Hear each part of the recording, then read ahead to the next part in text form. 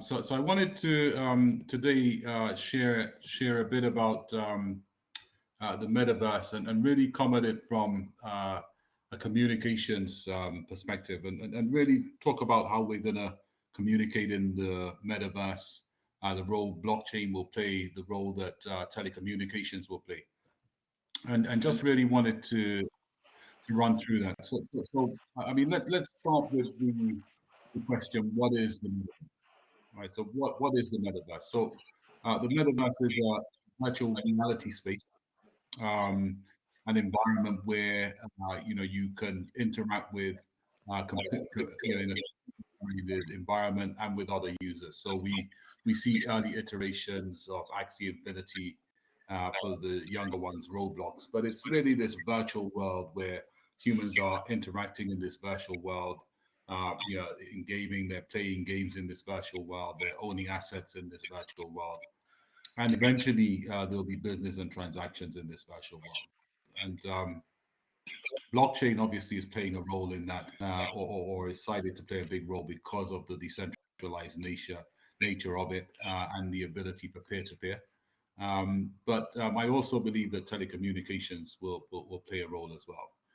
So let's talk a bit about blockchain, metaverse, NFTs, DeFi, and what's been happening. So just putting this into context, the world population at the moment is 7.9 billion in 2020, and we're looking in 2024 at that population increasing to 8.1 billion, and then by 2034 we should have roughly 9 billion people. Now, bear in mind, maybe 100 years ago we had 2.5 billion. We're seeing a rapid increase in people. Also, one of the most important technologies or revolutions that we've had in communications over the past 25 years has been mobile phones. We now have 6.1 billion people in the population with a smartphone. By 2024, that's expected to go to 7.1 billion. And by 2034, we're expected to have over 8 billion people in an 8 billion people population with a smartphone. And we're expecting over that time the metaverse to have an impact on what a phone is and how we communicate. So you can see in 24 that we're expecting communications to be integrated with glasses or VR headsets. And then in 2034, we're expecting a seamless sort of phone experience where maybe the device is gone altogether. But that's size for the metaverse. And right now, in 2020, GDA Capital estimated that the metaverse was worth 487 billion. We're expecting by 2024, Bloomberg are saying the metaverse will be worth 800 billion. And by 2034, so that's in roughly 12 years' time, we're expecting a 10 trillion metaverse market size. And this is why we're starting to see a lot of the big players position themselves for the metaverse. On top of that, at the moment, 2021, at the end of 2021, the top 6 metaverse coins, so Decentraland and others, combined were worth 21 billion. So already some investment in there. And if you look at some of the components of the metaverse, like NFTs, tokens, tokenized real estate in the metaverse, crypto, DeFi, which will finance the metaverse. We saw that you had a NFT that sold for 91.8 million in 2021. This is the PAX merge, the merge. We had 2.4 million sale of virtual real estate on Decentraland, which is one of the key sort of metaverse protocols, and that was in the fashion district. We've got 3 trillion worth of tokens and cryptocurrencies circulating at the moment. And in DeFi, which I expect to be a key financer of the metaverse, we've got 240 billion locked in DeFi protocols. So there's a lot happening. There's a lot of there's a massive market opportunity. Population's growing, and we're already starting to see things in terms of metaverse tokens, NFTs, tokenized metaverse, real estate, cryptos, DeFi start to move in that right direction. Some of it being propelled by the October announcement of Facebook into the metaverse, and some of the key announcements just going through that. Facebook in October changed its name from Facebook to Meta. This is the parent company. Now, Facebook platform 2.6 billion users, and they are making an active move into the metaverse space and this virtual experience. We have NVIDIA with the announcements of the Omniverse, sort of bringing real world business and workflows into the metaverse space. And then recently, in the last week or so, we've had Microsoft announcing the purchase of Activision, who made Call of Duty, 69 billion acquisition. So there's some serious activity in this metaverse opportunity, and you've got to say to yourself, well, what is it? What is driving it? How is this going to work? And what role will blockchain and crypto tokenization, DeFi, and telecoms play going forward? So let's start with telecoms. So I wanted to sort of go with a journey with you to imagine, what making a call in the metaverse will be like. How will communications work in the metaverse? And basically, looking at this, I believe that going forwards, that the communications will be built into the devices. So AR glasses, I expect those to refine and get smaller, be in contact lenses going forwards. But I expect that the mobile phone handset, as we know it, will disappear. But the communications based on SIMs or iSIMs or even other types of connectivity will be seamlessly built into the virtual reality hardware that we use to communicate with the metaverse. At the moment, I think the thing that we can look at is an AR glasses and integration of cellular technology into that. Now you can see that the cellular technology that we're talking about is slightly enhanced. So on top of a normal sort of SIM cellular connectivity here, you'll have a bridge to various blockchain platforms like Ethereum, where you can anchor the identity. So you can have decentralized identity, which is linked to your phone number or your private key. And also you'll have an integration of a wallet or a link to different wallets, which can essentially lock your ID with your tokens or that you hold, and of course that will allow you to sell your data, buy and sell your data as well. So I'm expecting that the communications will start to build in these items, and then you're looking at different forms of communication in the metaverse. So one of them is in the metaverse. I may have a VR headset on, you may have a VR headset, and you've got this line here, which is the physical to physical communication in the metaverse. And what that's basically saying is, look, I'm collaborating with you, or I'm playing a game with you, and essentially we can use normal cellular technology to do that. And that is much the same of it. We both got a phone number, we both got a digital ID, which is linked to that. We both got a wallet, and we can both we can both start to communicate in that way. You may have coming up sort of direct translation, so that globally, if you're someone speaking in different languages, the translation can be real time. We're not there yet, so you can have that in text more easily than voice, but I'm expecting that will start to be built into the applications that's built on that, and I'm expecting that 5G will play a key role in terms of that. In terms of the virtual to the physical to virtual, where you essentially put your VR headset on and you're communicating with an avatar in the metaverse. I'm expecting that still, the virtual person will be linked to some sort of real world ID via a phone number or another ID type, so that essentially, you can communicate with someone in the virtual world if you're in the physical world. But have an ID which basically makes what you're doing linked to real things. So the key thing about sort of reg tech and KYC, etc., is that if you want to buy something, there's a verification, or you can trace back who that person is. If you want to transact something, you can verify or trace that back. And I think the digital identity linked to something like a phone number would be a way of doing that. And then you have the digital to digital, and this is where essentially you're having in virtual world communications, which would not involve cellular technology, can be different messaging, voice communication types, and that's some of the sort of communication protocols that are being worked out at the moment. But I just wanted to share this picture, just showing how we're looking at communications evolving for the metaverse, and then talking about how that will work. So once you've got that, essentially, you start to be able to bridge, sort of the nice experience metaverse into the real world business. So if I'm in the metaverse and I need to link with a supply chain to have something delivered in the physical world, then essentially, there's no reason why connected devices, in smart cities, can't be represented in the virtual world via digital twinning. So that essentially I can track the delivery via a truck of a good that I've ordered in the virtual world to the physical world, and vice versa. You will have delivery supply chains in the virtual world.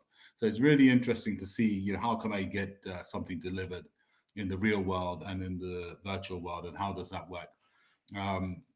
I think that these are some of the things that NVIDIA were talking about in terms of extending workflows to factories, etc. And then you've got the virtual factories, which are maybe some of the generative protocols that are producing clothing and art, which can be held necessarily in both worlds. But then I wanted to talk about how this comes together. So essentially, if you break the metaverse down into a framework, I think there's 6 key components. So one of them is the sort of digital experience layer, which there's a lot of focus on. So things like AR, AI, VR, identity, blockchain. These components are basically, if you look at gaming, Axie Infinity, etc., it's all about how you can have this immersive experience and the hardware to do that and the identity to enter that world. And I think there's a lot of emphasis, on that layer. Then you have the translation to the physical world. So there's a lot of emphasis now that we're seeing big brands, Adidas, Nike, H&M, open stores, Louis Vuitton open stores in the so-called metaverse. I don't know which one because there's many metaverses at the moment, but opening stores in the metaverse. And there's got to be a link to the real world, because if you are transacting something even in the metaverse, you have to have custody jurisdiction. There needs to be KYC, all of these things, so that ownership can be registered. And that's where you have the translation to the real world. And will we start to see a position where somebody buys something in a fashion district on Decentraland, and somehow that's represented in the real world, or vice versa? If I buy some real estate in the real world, then that will be automatically registered, or have the option to buy the same thing in the digital world. And that's the real world translation. One aspect of that could be 3D printing. So if I buy an item, in the virtual world, then part of that experience could be that I can print it out. 3D printed if it's a bigger item, print it, if it's art. But there will be some experiences where you want to have the item in both the virtual and physical worlds. The other one is the wallets. So you still have, in some cases, to on-ramp and off-ramp value that's transacted in the metaverse. That will, in some cases, involve a wallet with a private key in the physical world, which could be mirrored in the virtual world. You have blockchain, which is essentially acting as a decentralized bridge between both digital identity. You have social media, physical stores, which can essentially be gateways for the virtual world, the mobile phone, etc. And essentially, in these things, you're saying, okay, how does that physical world communicate with the virtual world. And I think blockchain will be key in the sense of acting as a distributed ledger, which is crossing both. But I also think that the communications, the mobile phone, will be key, not just as a touch point to use virtual world applications, but also I think in terms of identity. Your mobile phone can be an identity that could be a part of your digital identity that can work in both, and in the physical world that can then trace back to authenticate who you are and your credentials, where that's required in a decentralized, self-sovereign way. And then you have essentially the financing of the metaverse. So the third layer is financing it. Now, one of the exciting things about the metaverse is now when you look at what's happening in play to earn gaming, is the translation of or the transaction of value. So I can now own something in a game, and I can start to transact that with others in a game. I can store it. I can exchange it. And that is starting to form a sort of metaverse or gaming economy, which will be part of a metaverse economy, which can lead to financing. So in the future, could we see DeFi being used to finance the purchase of assets in the metaverse? I think we can. Couldn't DeFi, finance a gaming NFT? Could it finance a piece of land on Decentraland? Could you pay that back with your play to earn gaming revenue? So I think there's some exciting financing models where you start to bridge some of the finance disruption that we're having with DeFi and blockchain-based finance, crypto, with the sort of metaverse, and you're getting a new sort of economic and business model there. And then the other thing is the traditional world. Are we seeing banks enter this space, and central banks with CBDCs, which are sort of on the cards to start playing a big role in the real economy, entering soon? And I think if you look at that, you've got central bank digital currencies. So there's a lot of movement. I think 71 countries are working on that at the moment. But also recently, we're seeing announcements by Visa, Barclaycard, PayPal. All of the big banks are starting to move into be facilitating the purchase of crypto, pay with crypto. And I think the next move will be gearing up for token transactions in the metaverse. The other side is data. So what is going to be the real asset that is translated in the metaverse? So part of that will be services. You can play to earn. You can have NFTs, art, icons. Other things can be transacted. But really, I think there'll be a mesh of real world data, virtual world data, financial data, which will essentially drive how this metaverse evolves, and will be a currency that transacts. And I think obviously AI will play a big role in that, but so will identity tokens for exchange of that data. And I see that as a big component. In terms of the business, do we foresee that in the metaverse, you will just have a direct translation of the retail experience and the social media experience that you have now? I think that would be a shame, because with such a new framework, with such a new experience, with such new capabilities, I think that we're going to see whole new business models. And I think we're starting to see new business, so things like the DAO coming on board, which essentially, decentralized organizations, with a firm governance model, which I think will play a key role in the metaverse, or may in fact govern the metaverse itself. But I'm also seeing that things like digital identities may give rise to new forms of flexible businesses that can drive this. And I think there's going to be massive business opportunity. If you go back to the sort of figures, 10 trillion by 2034, so 12 years time, we're going to have a sort of 10 trillion industry. There's going to be a lot of opportunity for new business types in collaboration, virtual, physical, to come about. Not just gaming. I'm seeing that sort of gaming model, play to earn, etc. Move to real retail, real experiences. So I think that's exciting. And then the other thing is ecosystem. So there's been a lot of discussion recently about the role of social media, the role of real world companies entering the metaverse, and whether essentially the metaverse should be centralized, whether it should be decentralized, whether the metaverse, whether there'll be one metaverse, whether there'll be many metaverses, or essentially whether it will be a hybrid of both of those. Will banking in the metaverse be the big banking names we see in the real world, or will they be the DeFi protocols, or will they be a mesh of both of them? Will social media own this? Will governments own this? And I think for me, I think the metaverse has to be decentralized. I think the technology is there.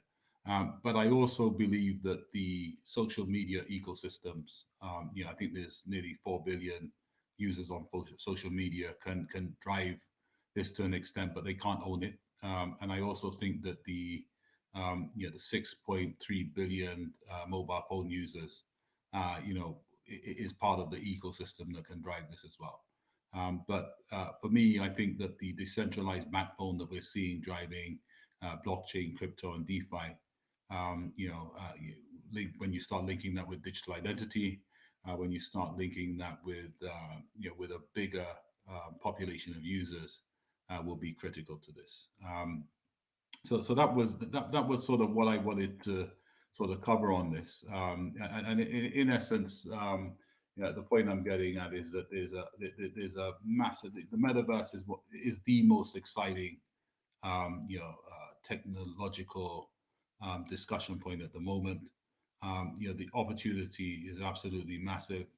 I think there's a big, I think it's going to redefine communications. And I think communication starts to be linked with identity and commerce. I think you're going to see a big convergence of how our supply chain, retail experiences, wholesale experiences work to incorporate that virtual world and those sort of experiences. And also the sharing economy, collaboration will start to play a bigger role. But also I'm seeing that a new framework incorporating new types of finance, business, economy, identity, will start to emerge, and we're going to start seeing that over the next 2 years accelerating with investment. So I'll probably leave that there. Hopefully that was useful, and I'm willing to take any questions on that now.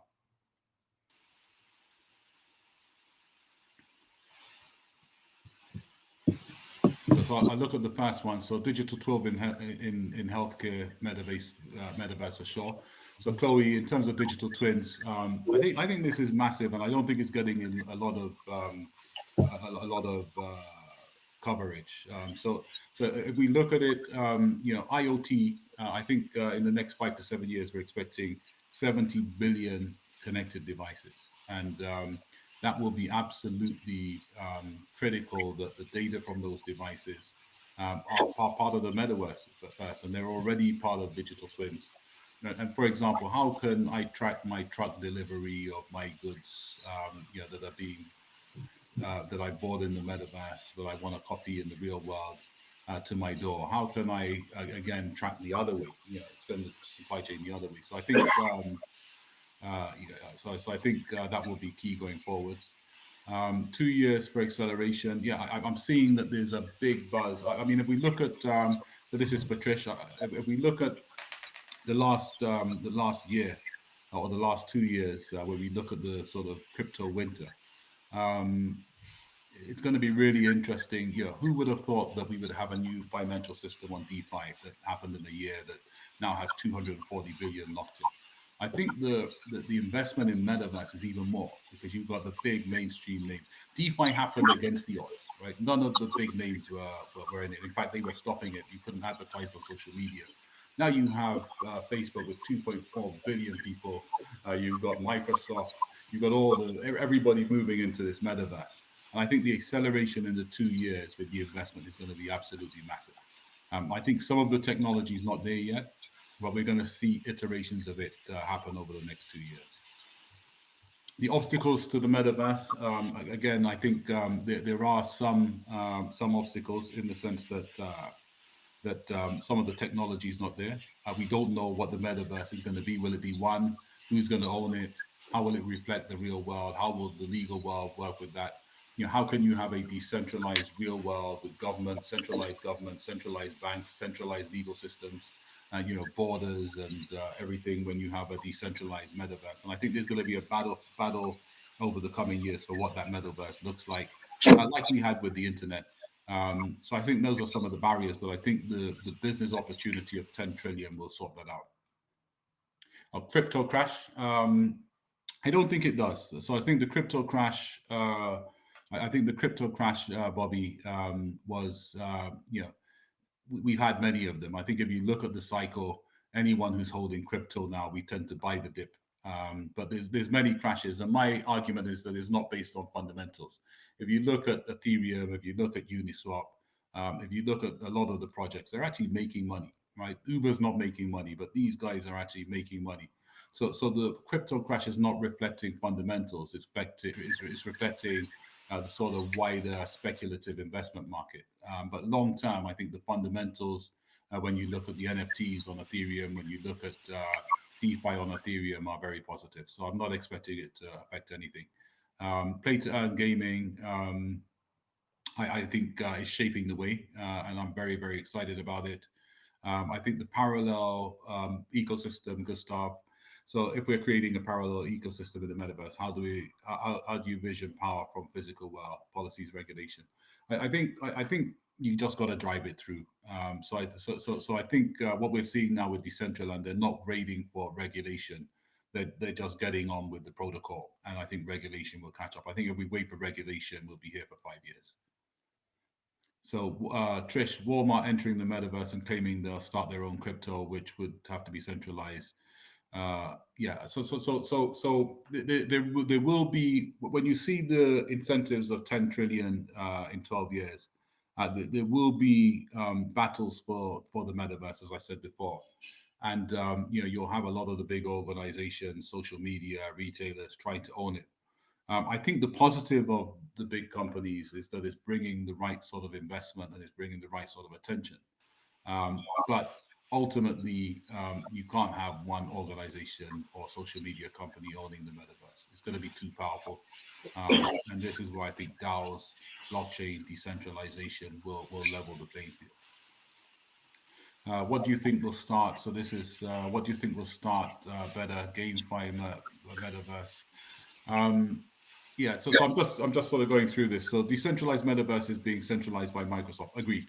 Again, the Microsoft announcement, the Facebook announcement, there is a play to centralize the metaverse. But if you look at the framework that I brought up, the fundamentals of it, how it's financed, the identity, can only really work with a decentralized framework.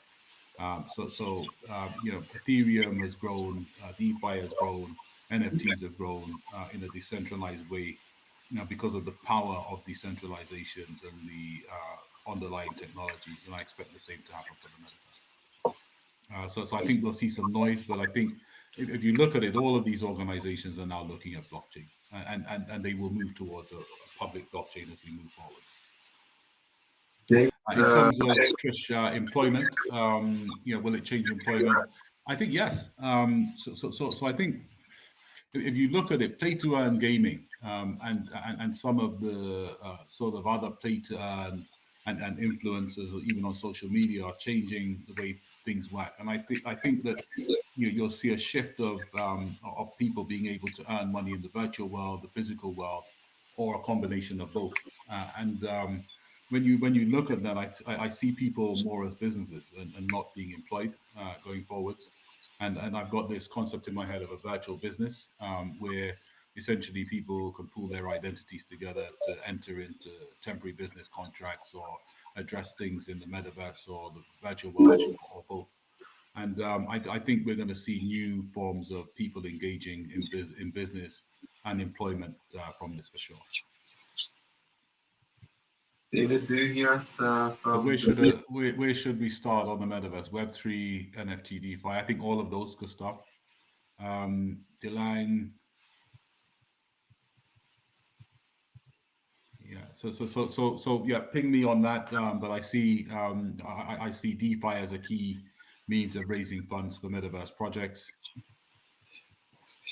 happy to connect with any of you on LinkedIn as well. So I probably will stop there because I'm over time. Really excited, but what I wanted to bring was a wider perspective, because what we're seeing on LinkedIn at the moment, and other social media, are the people in glasses, and this sort of experience. So I think that plays into the social media hands, but the metaverse isn't about that. Now I'm seeing the metaverse as as a sort of application and experience layer to blockchain and that whole decentralized world that we have. So when you actually look at it, what's underpinning or underpinning it, let's not forget the business side. Let's not forget how virtual experience will work with the physical world. Let's not forget how we'll interact. So our identities, how we'll communicate, how our identities will be translated, how we'll sign for things. And agree for things in the metaverse, how we'll transact, how we'll get finance, and the new business models that are there. And that's what I really wanted to sort of highlight. So, guys, really, I'm over time, but I've really enjoyed talking to you. And my LinkedIn profile should be there. Just reach out to me, if you want to talk further. I'm happy to discuss. I've really enjoyed this. Thank you.